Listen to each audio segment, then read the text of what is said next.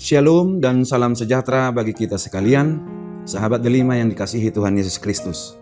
Semoga kita dalam keadaan sehat pada hari ini.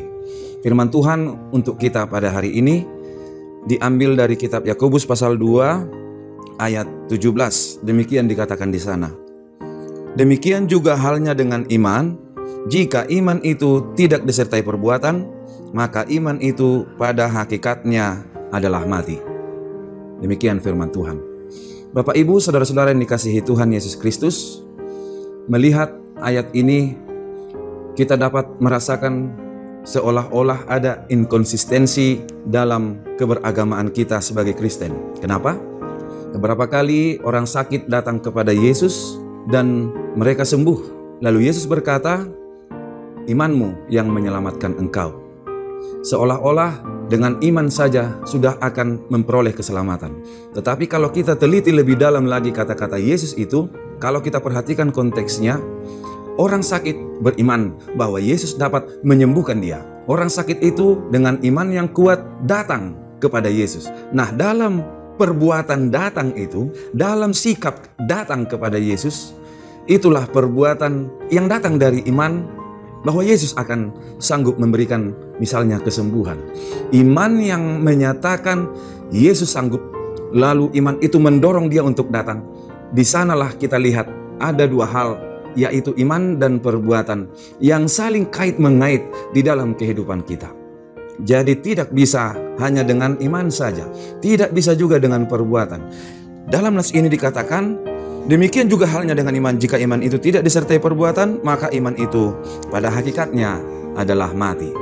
Oleh karena itu Bapak Ibu Saudara-saudara yang dikasihi Tuhan Yesus Kristus, kita beriman itu baik, tetapi perbuatan adalah wujud dari iman yang sungguh-sungguh.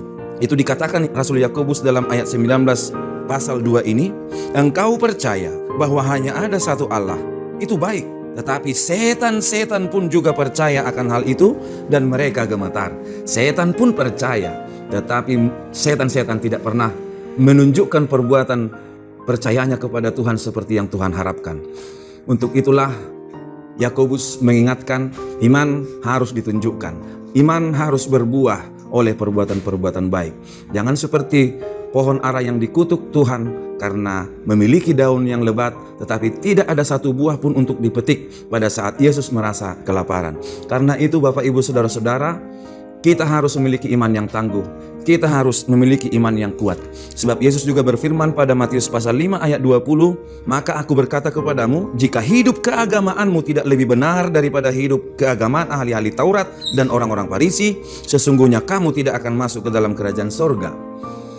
Kita harus betul-betul mengasah iman kita dengan hidup keberagamaan yang betul-betul sempurna, melampaui ahli-ahli Taurat, orang-orang Farisi. Tetapi dalam hal perbuatan, Yesus mengutuk orang Farisi, Yesus mengutuk ahli-ahli Taurat, sebab mereka hanya beriman saja tanpa perbuatan. Justru Yesus memuji perbuatan baik orang Samaria yang dinilai adalah orang-orang yang telah sesat, yang telah jauh dari Tuhan, yang tidak memiliki nilai dalam keberagamaannya. Tetapi perbuatannya dipuji oleh Tuhan Yesus. Dia menolong orang yang dirampok dan dipukuli dan ditinggalkan begitu saja oleh perampok itu. Sementara ahli Taurat, orang Farisi, tidak menolongnya. Karena itu pesan firman Tuhan hari ini, asahlah imanmu, milikilah iman yang kuat, milikilah iman yang teguh. Tetapi juga nyatakan perbuatan yang baik untuk menolong orang-orang yang membutuhkan pertolongan, memberikan penghiburan kepada orang-orang yang berduka. Jika hanya iman saja kita mengaku percaya kepada Tuhan, itu namanya no action, talk only. Tidak ada perbuatan.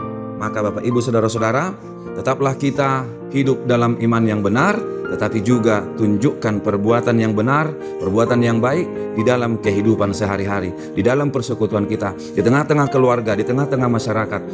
Dimanapun kita berada, kerjakanlah keselamatanmu, perbuatlah sesuatu untuk kemuliaan nama Tuhan. Amin.